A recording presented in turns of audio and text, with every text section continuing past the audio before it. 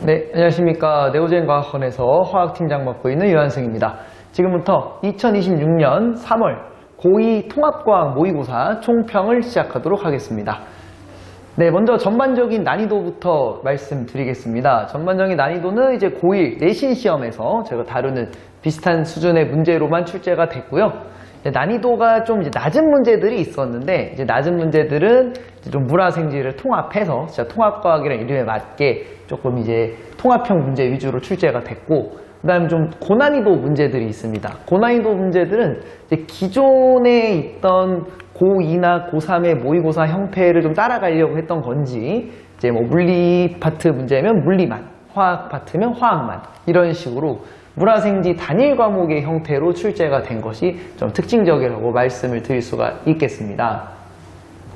저희 예상 이제 등급 컷인데 1등급은 42점, 2등급은 37점, 그리고 3등급은 29.5점으로 이제 1.5점과 2.5점짜리 문제가 생기면서 소수점의 등급이 점수가 나오는 것이 좀 특징적이고, 1등급 컷은 낮은 편입니다. 낮은 편인데 이것이 일단 첫 번째로 시행된 통합과학 모의고사이기도 하고, 그 다음에 아직은 고등학교 2학년 친구들이 지금 내신 준비에 몰두를 하고 있다 보니까 사실 시간을 빼서 이 통합과학을 공부하기에는 쉽지가 않았을 거예요.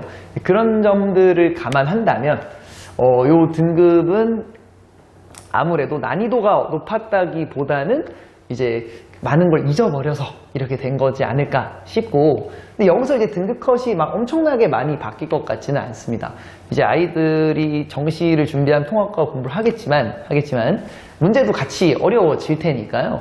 그러면은 등급 컷은 여기서 크게 변하지는 않을 것으로 저는 생각을 하고요. 이제 문항별 난이도 분포인데 정답률 30% 이하가 이제 17번 지구과학 문제가 하나 있었는데, 객관적으로 봤을 때 문제가 엄청 어렵다 이런 것보다는 이제 기억도 많이 안 날 거고요. 지구과학 같은 경우 특히나. 그 다음에 이제 문항에서 조금 헷갈릴 수 있는 포인트가 있긴 했어요. 거기서 많이 걸려 넘어진 것으로 보이고, 객관적으로 봤을 때 난이도 자체가 엄청나게 어렵다라고 말씀드릴 수는 없을 것 같아요. 그리고 이제 40에서 50% 정도 되는 문항이 두 문항, 그 다음에 이제 50에서 60%가 이제 6문항이 보이고요. 60에서 70%가 한 5문항 정도 포진해 있는 것으로 전반적으로 정답률이 엄청나게 낮은 문제는 저거 17번 하나 제외하면 없다고 이제 말씀드릴 수 있겠습니다.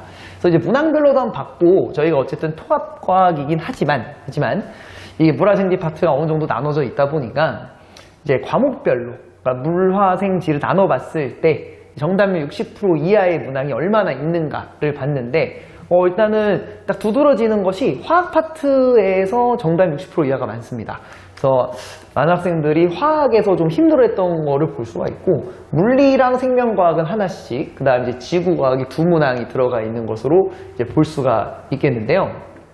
이제 물리 같은 경우는 이제 알다시피 어느 정도 이제 계산이 들어가는 문제고, 이제 거기서 물리를 기피하는 학생들도 있다 보니까 이제 한 문제에서 좀 많이 힘들어했던 것 같고, 화학 같은 경우는 이렇게 고도의 계산을 요구하거나 하진 않았는데, 이제 문제들에서 막 반응식을 주지는 않다 보니까 반응식을 작성하는 거는 기억이 안 났을 수 있을 것 같아요. 물질의 화학식이나 그런 부분에 좀 힘들었던 것 같고, 생명과학은 이제 예상했던 대로 이제 코돈을 추론하는 문제가 있었는데 거기서 좀 힘들어했던 것 같습니다. 자, 그럼 이제 과목별로 한번 알아봤고요.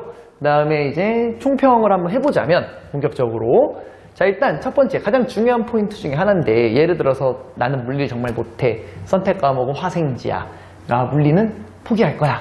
근데 그거는 아닌 것 같습니다. 특정 과목을 포기할 필요까지는 없는 게, 이번에 이제 물리만 보더라도 우리가 생각하는 물리 하면 그 계산, 수학 이런 것들이 떠오르지만 그 정도로 출제되진 않았거든요. 그래서 고도의 계산을 엄청나게 요구하거나 하지 않았어요.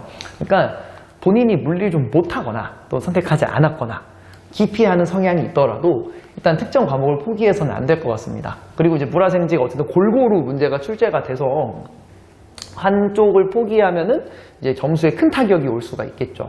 특정 과목 포기하지 않아야 할 것이고, 그 다음 이제 두 번째로 제가 적어놓은 과학의 기초나 과학과 미래사회 같이 이제 개정된 통합과학에서 새로이 앞뒤에 추가된 소단원들인데요. 사실 내신 때는 여기 파트 공부는 거의 안 합니다. 내신 때는 이제 이런 부분에서 나오는 문제는 어느 정도 상식적으로 풀어낼 수 있는 것도 많고 해서 이런 단원을 공부를 하지는 않게 되는데, 이런 데서도 과학의 기초는 그렇다 하더라도 이제 과학과 미래사회 같은 단원 내서 이제 뭐 항원 검사라든지 충분히 어렵게 나올 수 있는 문제가 있거든요. 그래서 이런 단원을 이제 무시하고 넘어가는 거는 이제 아닌 것 같다. 꼭 이런 단원이 있었다라는 거를 한 번쯤은 이제 인지하고 가는 것이 중요할 것이라고 말씀드릴 수 있겠고, 그 다음에 저는 아무래도 이제 화학을 하고 있으니까 화학 선택자들에게 한마디 하자면, 화학을 선택한 학생들 같은 경우는 일단 현행에 집중을 한다면 뭐 화학결합이라든지 이온결합, 고온결합, 화학결합이라든지 뭐 중화반응, 뭐 산화환원 반응 이런 것들은 현행에 집중해서 간다면 중화반응 문제 같은 데서도 크게 고전하지는 않을 겁니다.